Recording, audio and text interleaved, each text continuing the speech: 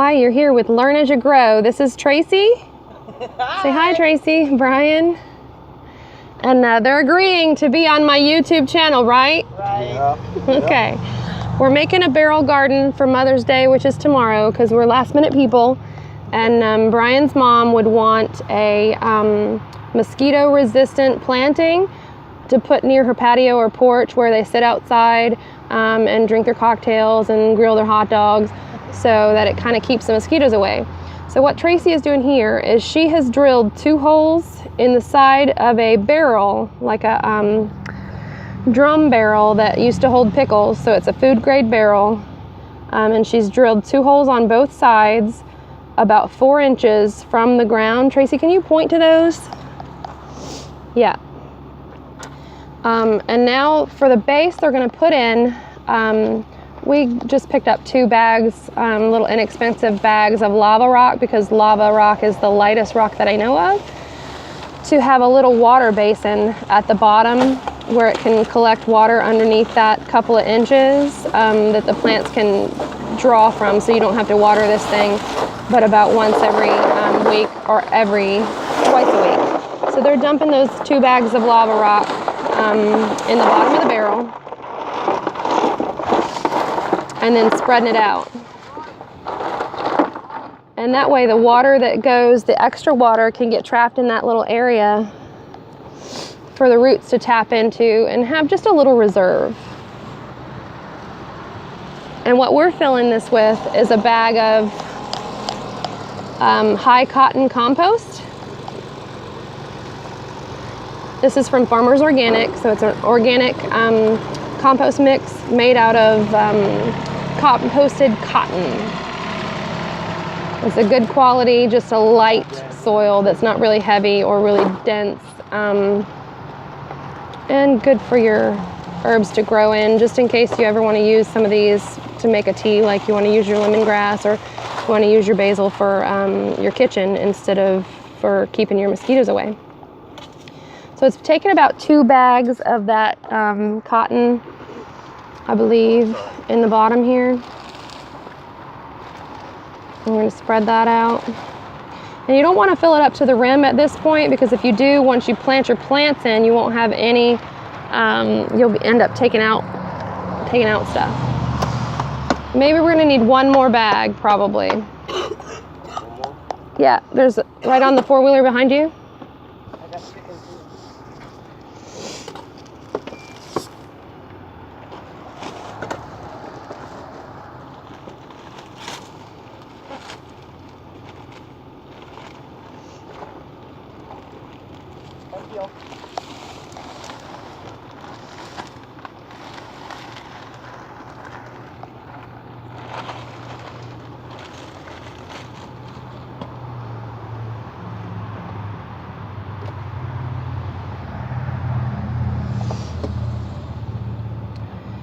That'll work. Go ahead and put that layer of chicken on the top. And then, since you'll be digging in this with your hands with no gloves on, this is also from Farmers Organic. It's composted, so it's not going to have any harmful bacteria in there. But you can go ahead and mix that into the soil.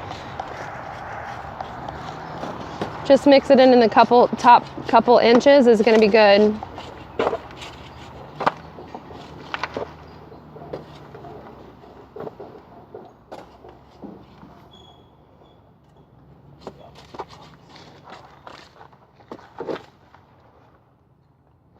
Again, this is composted chicken manure, not straight chicken manure out of a coop.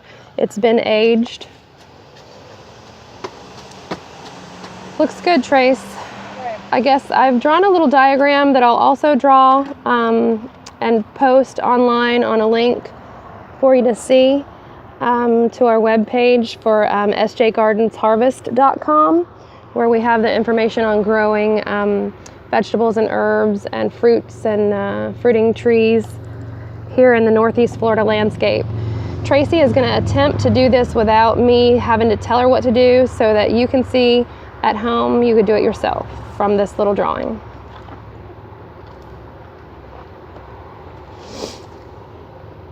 What she's got there is the African blue basil. This is a perennial basil, and I found this first at a local herb farm, Maggie's Herbs. Look them up if you don't know. She's a great little herb farm down the street from me also, here on State Road 13 in St. Augustine. And I fell in love with it because it, like other basils, when they start to bloom, they lose their leaves. This one, you can keep the blooms on there without having to trim it off, and you still get lots of pretty leaves.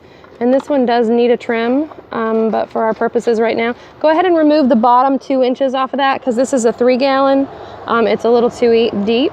So she's gonna pull the base off of there, loosen it up a little bit so that it's not planted too high in that bucket, because we do have the rock layer. And just smush it down good, and that'll work.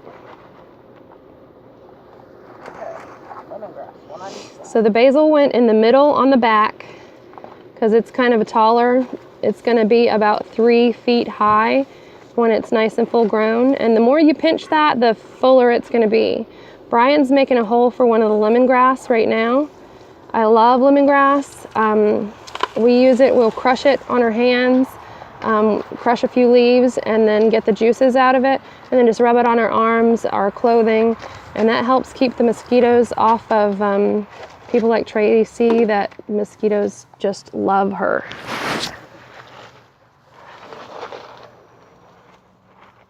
So Brian dug the hole, and then he took that pot out of the container and then just loosened the roots up a little bit, put it right in, pat it down nice around it to firm the soil in so that the plant has got good contact with the soil around it. And we're putting a lemongrass on both sides of that basil. Right now the lemongrass is a little bit taller, but the basil will be the tallest. So we had a basil in the middle and then 2 lemongrass on both sides. Okay, Brian, lavender's gonna go right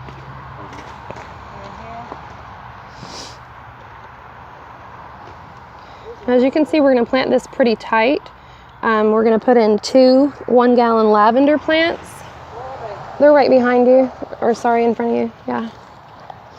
That kind of go towards the center of both, in between the basil and the lemongrass.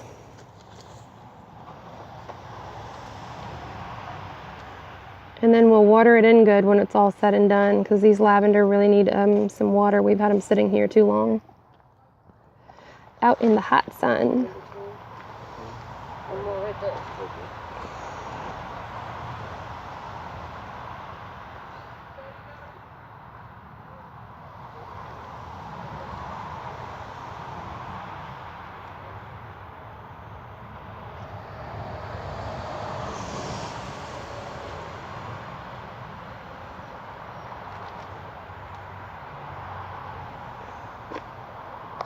Think Mom will like it, Brian? Yeah, she'll like it. These are gonna go like this, Brian. These are the scented geraniums they're putting on the front. It's the citronella is what it's usually called, but it's actually a geranium family plant that actually has the citronella oils in it. So they're putting those on both corners, and I had only 4-inch of these ready. We sold all the big ones. You could use a 1-gallon and just put it in the front and front corners, and we're just using 3 4-inch and kind of putting them close together to make it a little fuller, because tomorrow's Mother's Day and we want it to be pretty. And you can pinch those things back once they get too leggy or too large, and then just stick the cuttings in somewhere else and root some more. So now we've got the 4, we put in the 3 and 3 citronella plants on both sides, and then right in the middle there's still a hole. So we're putting a mint plant, and the mint that we chose today was mosquito mint. You could use any kind of mint you want: peppermint, spearmint, apple mint, orange mint, chocolate mint, whichever one you want. We chose mosquito because I like it.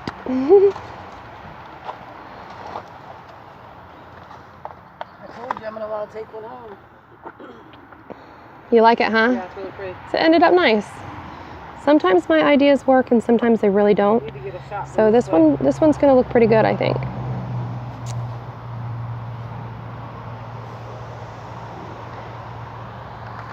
And then of course we've got some organic fertilizer that we're going to put on there because again, both the lemongrass and the basil are edible plants. So if we're going to be wanting to eat off of that, we can use that organic fertilizer and use that for our tea or our spaghetti. And have it good to go. Okay, I'm going to try to get a little bit from the front where you can see it. And that's all you have to do. What did it take us? 10 minutes for Brian's Mother's Day gift. All right, thanks for watching. Bye-bye.